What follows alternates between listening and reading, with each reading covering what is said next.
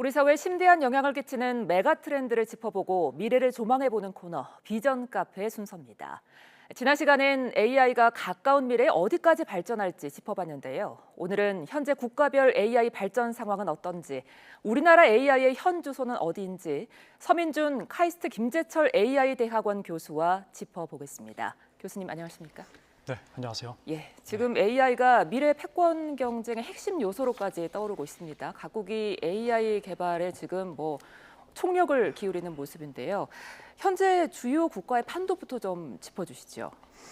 네, 일단 좀 자료를 보면요. 예. 네, 일단은 6개 정도의 국가가 보이죠. 예. 이제 각 하나씩 좀 살펴보면 예. 일단 미국 같은 경우는 명실공히 모든 지표에서 가장 앞서 있는 것 같습니다. 유일한 단점은 미국은 사실 반도체 생산 시설이 좀 부족하다 정도로 볼 수 있겠지만, 그래도 압도적인 1위라 볼 수 있을 것 같고요. 중국은 이제 투자액이나 논문 수 같은 경우는 사실 미국이랑 비교했었을 때는 투자액은 좀 적은 편이고요. 예. 논문 수는 더 많긴 합니다. 근데 사실 논문이라는 게 물론 질이 중요하죠, 양보다. 그래서 사실 이런 부분을 봤었을 때는 미국보다 좀 질이 많이 떨어지기 때문에 전반적으로 평균적으로는 예. 실제로는 인재가 많다 하더라도 최근에 특히 미국이 좀 GPU 수출 규제도 많이 하고 있고요. 중국한테 GPU를 공급을 하지 않는 거죠. 여러 가지 압박이 있어서 좀 어려운 상황이라 보고 있습니다. 특히나 중국 같은 경우는 또 최근에 IT 기업을 좀 탄압을 했던 그런 좀 이슈도 있었기 때문에 예. 이제 인재 유출도 적지 않을 것이라 좀 생각이 되고요. 영국 같은 경우는 투자액도 높고 논문도 많기는 한데요. 근데 사실 구글이랑 페이스북이 사실 여기서는 메타가 가장 큰 플레이어긴 합니다. 런던 같은 경우에 정말 그 딥마인드라든지 구글의 메타의 페어 같은 연구소가 많은 역할을 하고 있다 보니까 지표를 좀 더 세분화해서 보긴 해야겠지만은 미국 의존도가 높다라고 할 수 있겠습니다. 예. 이스라엘 같은 경우는 사실 작은 나라임을 감안했었을 때 투자 규모가 아주 크죠. 저희 나라보다 인구가 많이 적은데도 불구하고. 예. 예, 맞습니다. 그래서 저는 이스라엘 같은 경우는 특히 미국 바깥에서 가장 국제적으로 활성화된 스타트업 컬처가 있다고 생각을 합니다. 그래서 이런 부분들이 아마 외부 투자액을 높이지 않았을까 추측을 하고요. 마지막으로 이제 마지막은 아니고 한국 이외에 마지막으로 인도 같은 경우는 액수가 적지는 않긴 하지만 여기는 지금 전 세계에서 가장 인구가 많은 나라죠. 14억 명이 있고 이제 그런 걸 감안했었을 때는 좀 많다 보기는 어려울 것 같고요. 한국은 사실 그래서 이런 걸 비교해봤었을 때 예. 중국 중국 같은 좀 정치적으로 복잡한 나라와 또 영국처럼 미국 의존도 높은 이제 그런 나라를 제외하고 보면은 사실 미국이랑 이스라엘 그리고 한국 이렇게 3강 체제로 봐도 과언이 아니라고 생각은 합니다. 3강 체제로 봐도 과언이 아니라고 하셨는데 네. 그럼에도 불구하고 미국과 중국과 비교하면 우리가 격차가 좀 있지 않습니까? 예, 맞습니다. 사실 물론 미국도 그렇고 중국도 그렇고 지금 한국보다는 좀 많이 앞서 있는 부분들이 있는 것 같습니다. 예. 물론 중국 같은 경우는 좀 비교하기 어려운 부분들이 있습니다. 이제 중국은 아무래도 또 외부적으로 좀 공개된 정보도 적고 그리고 또 말씀드린 것처럼 좀 많이 다르죠, 한국이랑. 예. 미국 같은 경우는 사실 전반적으로 봤었을 때는 1위이기도 하지만 특히나 오픈 AI나 구글 같은 정말 세계적인 기업들이 있고요. 그리고 사실 이런 회사뿐만 아니라 또 메타나 엔트로픽 같은 아직까지 그 정도 수준은 아니라 하더라도 아주 빠르게 따라붙고 있는 마찬가지로 아주 경쟁력이 높은 회사들이 있습니다. 그래서 사실 이런 부분들을 봤었을 때는 한국이랑 미국의 차이는 아직까지 크다고 좀 볼 수 있겠습니다. 예. 그럼에도 불구하고 우리나라가 전 세계에서 3번째로 거대 언어 모델을 개발을 했습니다. 구축을 했는데요. 네. 먼저 거대 언어 모델이 어떤 건지 좀 간략하게 설명을 좀 해주실까요? 네. 이 거대 언어 모델이 하는 것은 간단하게 좀 설명을 드리면요. 챗GPT를 아마 많이 써보셨을 텐데, 이 챗GPT의 모태가 되는 기반 기술을 뜻합니다. 그래서 실제로 이런 모델을 만들기 위해서는 많은 GPU, 즉 많은 서버가 필요하기도 하고요. 또 그리고 돌리기 위해서도, 즉 구동을 시키기 위해서도 많은 돈이 좀 들어가는 상당히 자본 집약적인 그런 기술이라 볼 수 있겠습니다. 예. 그래서 그런지 우리나라가 이렇게 세 번째로 이 거대 언어 모델을 구축을 했음에도 발전 속도는 더디다는 평가를 받고 있거든요. 네. 원인을 뭐라고 봐야 될까요? 저는 크게는 두 가지 이슈가 있다고 생각을 합니다. 예. 첫 번째 같은 경우는 자원의 규모죠. 아무래도 우리나라 같은 경우는 이제 주요 플레이어 회사들이 있죠. 몇 개 회사들이 있는데 구축하고 있는 GPU 규모가요. 대략 추정컨대 많아야 한 5,000개 정도 GPU를 활용하고 있을 까 생각되고 대부분의 경우는 1,000개를 넘기 어려울 거라 생각을 합니다. 예.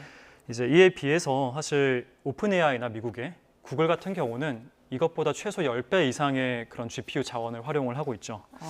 이제 그렇기 때문에 좀 큰 차이가 나고요. 예. GPU뿐만이 아니라 아무래도 핵심 인재들 숫자도 좀 차이가 클 거라 생각이 드는데요. 아무래도 한국인들 중에서도 많은 분들은 또 미국에서 일하고 계시고 이제 그러다 예. 보니까 어떤 인재 규모도 좀 차이가 날 것 같고요. 예. 두 번째 같은 경우는 이건 좀 주관적인 부분이 있긴 합니다만 한국 같은 경우 아무래도 한국에서 서비스를 하기 위해 한국어에 특화된 모델을 만들었을 것이라 생각이 되는데요. 주로 예. 공개 안 된 모델도 보통 한국어로 개발을 했겠죠. 근데 아무래도 한국어 AI 시장은 당연히 영어보다 훨씬 작습니다. 그래서 어떤 모델이 나온다 하더라도 그 모델을 통해서 제품이 되고 그 제품이 또 돈을 벌어들이는 그런 선순환 구조가 나오는 게 아무래도 규모가 작겠죠.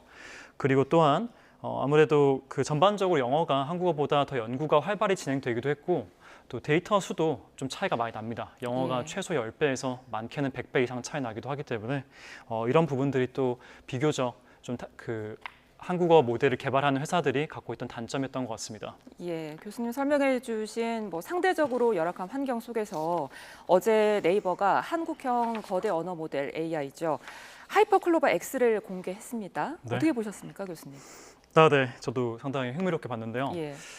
물론 아직까지 모두가 사용을 해볼 수 있는 건 아니고 저도 제가 직접 사용을 해본 것은 아니기 때문에 좀 말씀드리는 부분들이 좀 공개된 것에 좀 한정이 돼 있을 것 같습니다.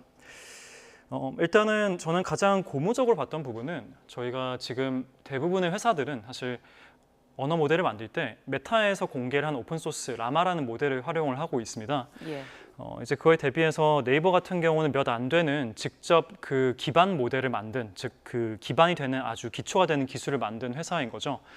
이런 부분들은 사실 많은 자본이 필요할 뿐만 아니라 많은 노하우들이 또 필요한 부분이라서 이런 건 상당히 고무적으로 생각을 하고요. 예. 그래서 단순하게 네이버에서 만든 모델이 그냥 서비스 레벨에서 비교했었을 때 더 우수하다를 떠나서 보통 다른 서비스들 같은 경우는 메타에서 만든 그런 모델을 활용을 한 거라 하면은 네이버 같은 경우는 아주 바닥부터 다 직접 만들었다 볼 수가 있겠죠.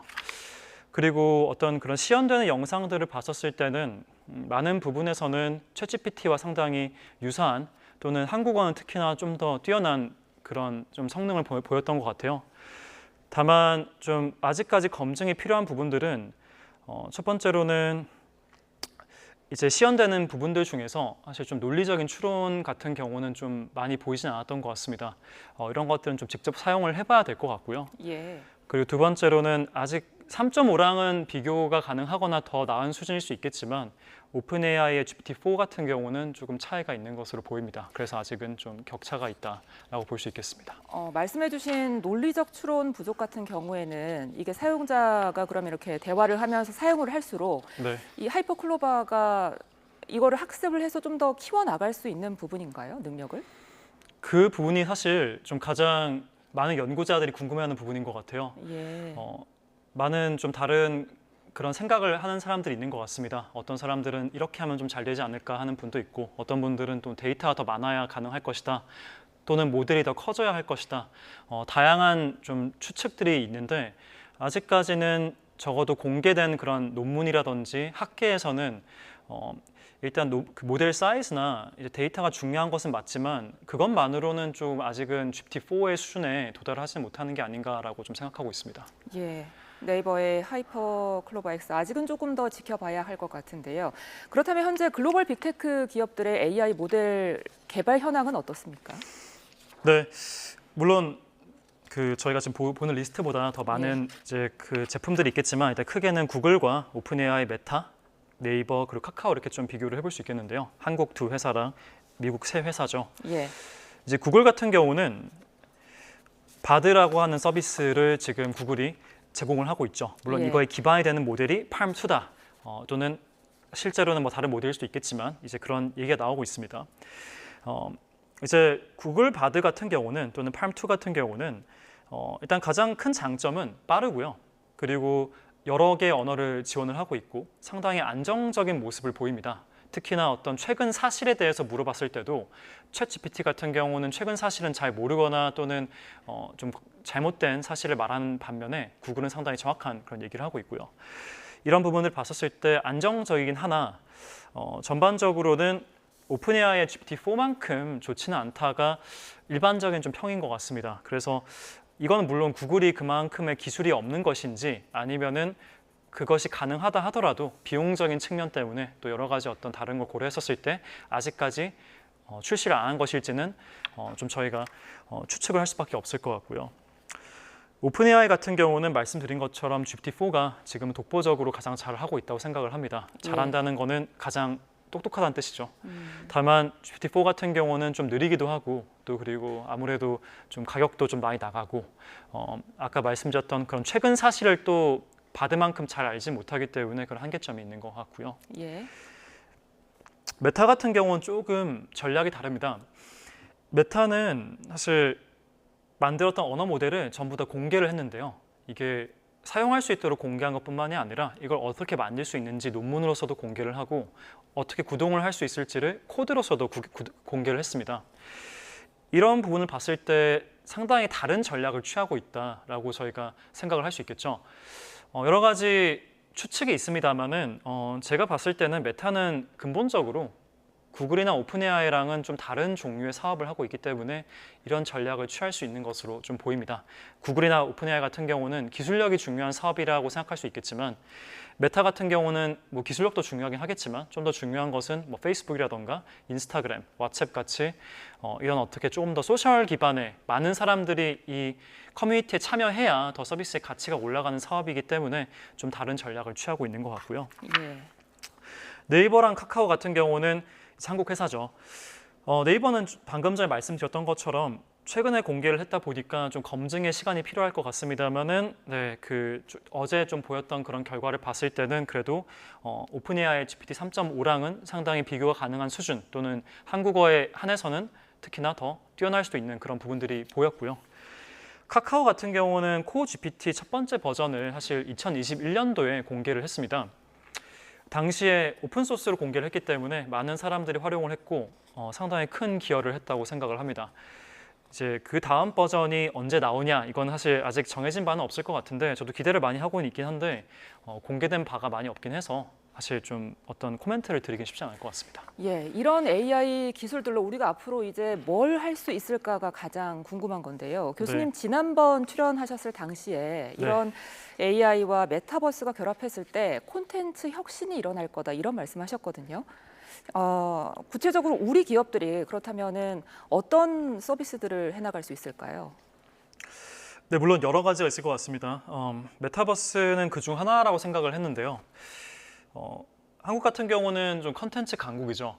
게임 같은 경우도 사실 상당히 게임 산업도 발전돼 있고 사용자도 아주 많죠. 저희 나라에서 만든 게임들이 뭐 중국이나 미국에서도 많이 이제 사용자가 있고요.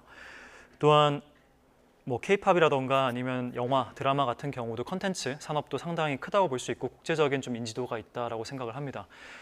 이런 IP들이 갖고 있는 강점들이 활용될 수 있는 것 중 하나가 메타버스라 생각은 하고요. 예. 좀 넓은 범위에서는 컨텐츠를 포함한 메타버스인 건데 어쨌든 메타버스라는 환경에서 가장 보통 지금 한계점 보고 있는 게 컨텐츠의 생산이거든요.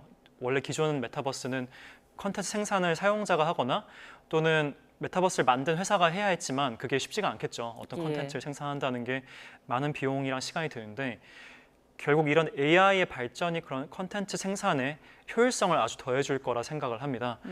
좀 더 구체적으로는 예를 들면 게임 같은 경우도 그 게임 내에서 어떤 에이전트, 즉 그 게임 내에서 그런 사람과 비슷하게 활동하는 그런 많은 실제 사람이 아닌 AI가 활동을 할 수도 있을 것 같고요. 또는 어떤 영화를 만들 때 또는 이런 드라마를 만들 때도 AI가 많이 활용될 거라 생각하기 때문에 메타버스와 컨텐츠가 좀 큰 하나의 파트라 생각을 하고요. 물론 이것만 있지는 않을 거라 생각합니다. 네. 예. 말씀해주신 K 콘텐츠와 AI가 만났을 때 어떤 변화들을 일으킬 수 있는지가 참 궁금해지는 대목인데요. 그런데 결국에는 초거대 AI, 그러니까 생성형 AI 개발이 지금 이런 AI 개발의 중심 흐름이라고 봐야 되는 겁니까? 일단은 AI 분야에서는 그렇다고 생각을 합니다. 예. 네. 저희가 생성형 모델이 사실 이렇게 잘 되기 시작한 지 얼마 안 됐습니다. 한 2, 3년 전까지만 해도 물론 그때도 AI라는 것이 연구가 되긴 했지만 상당히 불안정했어요. 어떤 것이 생성되더라도 사용자가 좀 활용할 만한 그런 수준이 아니었던 거죠. 근데 그 어떤 배려를 넘은 게 작년에 일어났다고 생각을 하고 이제 그러면서 생성의 AI가 많이 지금 모든 곳에 들어가고 있는 상황이죠. 하지만 시간이 걸릴 것이고 그렇기 때문에 아직까지 기회도 좀 많다고 생각합니다. 예. 그런데 현실적으로 이런 초거대 AI를 개발하고 구동하는데 천문학적 비용이 들기 때문에 글로벌 빅테크 기업들의 이런 모델들을 가져와서 국내 현실에 맞게 국산화를 시키자 이런 의견이 있고 네. 또 반면에 우리의 근본적인 기술이 필요하다 이런 의견이 지금 굉장히 충돌하는 것 같습니다. 네. 교수님은 어떻게 보십니까? 네, 아주 어렵고 좋은 질문이시네요. 네. 결국은 양쪽 다 저는 일리가 있다 생각은 합니다. 결국은 효율화 관점을 봤었을 때는 한국의 가장 큰 장점 중 하나인 이제 패스트 팔로워, 그러니까 어떤 것들을 빠르게 만들고 빠르게 출시하는 이제 그런 부분들을 좀 생각해서 말씀을 하시는 것 같고요. 예. 기반 기술 쪽은 아무래도 이걸 지금 따라가지 않는다고 한다면은 어쩌면은 우리가 나중에는 종속될 수도 있다라는 그런 어떤 두려움에서 나오는 부분들이라고 생각을 합니다. 사실 저는 물론 연구자이기도 하고 조금 더 기반 기술에 대한 중요성을 더 좀 크게 보다 보니까 좀 편향되어 있을 수 있긴 한데 일단 저는 그래도 기반 기술에 대한 연구는 저희가 놓치면 안 된다 생각하는 쪽이고요. 예. 그래서 네이버나 카카오, SKT 이런 회사들이 어쨌든 하고 있는 그런 것들은 상당히 중요하다 생각을 하고 그렇지만 반대로 또 한국의 그런 강점들 어떤 그런 빠르게 제품 만들고 출시를 하는 것들은 또 그런 것들을 저희가 또 꼭 포기할 필요는 없으니까 병행을 하는 것이 좋지 않을까라는 좀 어떻게 보면 좀 그런 답변을 드려보겠습니다. 예, 네. 두 가지 길에서 지금 많은 네. 고민이 필요한 때가 아닌가 싶은데요. 네. AI 산업적 측면에서 좀 살펴보자면 크게 생산과 반도체 디자인 그리고 소프트웨어 정도로 나눠볼 수 있을 것 같은데요. 우리 연구 개발진이 이 중에 가질 수 있는 이점이 있을까요? 네, 말씀하신 것처럼 이제 반도체 같은 경우도 크게 두 가지로 나눠지죠. 일단은 보통은 반도체 같은 경우는 생산 설비가 있고요. 생산 설비라고 한다면은 크게는 비메모리와 메모리 이제 반도체가 있는데 우리나라 같은 경우는 메모리 반도체의 강자죠. 삼성과 하이닉스가 사실 거의 세계 시장을 거의 독점 가까이 하고 있고 두 개 회사 합치면 물론 미국 같은 경우 마이크론이 있긴 하지만 그래도 상당히 점유율이 높습니다. 비메모리, 즉 CPU라던가 GPU 같은 경우는 대만의 TSMC가 강자입니다. 지금 거의 모든 GPU나 이런 CPU들은 거의 TSMC에 생산되고 있고 이런 생산 설비는 사실은 지금 같은 경우는 미국이 아니라 대만과 한국이 주도하고 있는 그런 상황이라 볼 수 있을 것 같고요. 디자인 같은 경우는 미국이 상당히 앞서가고 있죠. 우리가 잘 아는 엔비디아라던가 예. AMD 같은 회사들이 사실 반도체 이런 설계 회사고 애플도 반도체 설계를 하고 있죠. 우리나라 같은 경우는 설계를 안 하는 건 아니지만 사실 이렇게 많이 쓰이는 반도체가 있지는 않은 것 같고요. 아직은. 그리고 소프트웨어 같은 경우는 결국엔 지금까지 저희가 얘기하던 어떤 대형 언어 모델을 만들기 위한 그런 어떤 코드나 어떤 노하우들을 얘기하는 건데 소프트웨어적인. 일단 제 생각에는 물론 각각을 봤을 때는 일단은 반도체 설계 쪽은 저희가 세계적인 경쟁력이 있습니다. 다만 비메모리 쪽은 아직은 조금 가야 할 길이 좀 있고 소프트웨어 같은 경우는 1위라고 할 수는 없겠지만 그래도 아까 말씀드린 것처럼 저는 그래도 3강 또는 4강 체제에 근접해 있지 않나라고 생각을 하고요. 중간에 있는 디자인 같은 경우도 사실은 물론 엔비디아나 AMD가 앞서가고 있지만 한국에도 스타트업들 많은 지금 결과를 보여주고 있고 비교적 디자인은 생산에 비교해서는 진입 장벽이 낮다고 생각을 합니다. 물론 쉽다는 건 절대 아니지만 반도체 생산 같은 경우는 천문학적인 돈이 들어가고 아주 오랜 시간이 필요하지만 설계는 정말 우수한 어떤 그런 설계자 분들이 경우에 따라서는 비교적 짧은 시간에 만들 수도 있겠죠. 그런 관점을 봤었을 때는 한국이 사실 세 가지 다 평균 이상을 하고 있는 상당히 잘하고 있는 나라 중에 어쩌면 유일할 수도 있다 생각을 하고요. 그래서 그런 관점에서는 이것들을 융합해서 종합적으로 레버리지 할 수 있는 그런 전략을 저희가 잘 짤 수 있다면 상당히 우위를 점할 수도 있지 않을까 생각을 합니다. 설명해 주신 AI 산업 그리고 연구 개발이 앞으로 5년 후, 10년 후에 어떤 세계적인 수준과 발맞추려면 우리가 어떤 거를 먼저 지금 중요시해야 될까요? 관건이라고 해야 될까요? 네, 여러 가지가 있을 것 같은데요. 사실 그중 하나는 물론 인재겠죠. 저희가 아까 말씀을 좀 드렸듯이 미국이랑 비교했을 때 자본이라는 것은 여러 가지 자본이 있지만 돈도 자본이지만 사실 인재도 자본이라 볼 수가 있고 뭐 인구적인 측면도 있지만은 좀 늦게 시작을 했기 때문에 그만큼 좀 부족한 부분도 있는 것 같습니다. 그래서 어떤 인재 육성이 항상 중요하다고 볼 수가 있을 것 같고요. 또한 방금 말씀드렸던 것처럼 사실 저희가 잘할 수 있는 부분들은 어떤 개별적인 부분도 있긴 하겠지만 어쩌면은 전부 다를 평균 이상으로 하기 때문에 모든 것을 합쳐서 융합적인 어떤 장점을 이끌어내는 것이 중요하다고 볼 수도 있을 것 같습니다. 이런 관점에서는 융합 학문, 예를 들면 소프트웨어랑 하드웨어가 같이 좀 그런 연구를 할 수 있는 그런 환경, 같이 공동 연구를 할 수 있는 환경이라던가 공동 개발할 수 있는 그런 기회가 중요하다 볼 수 있을 것 같고요.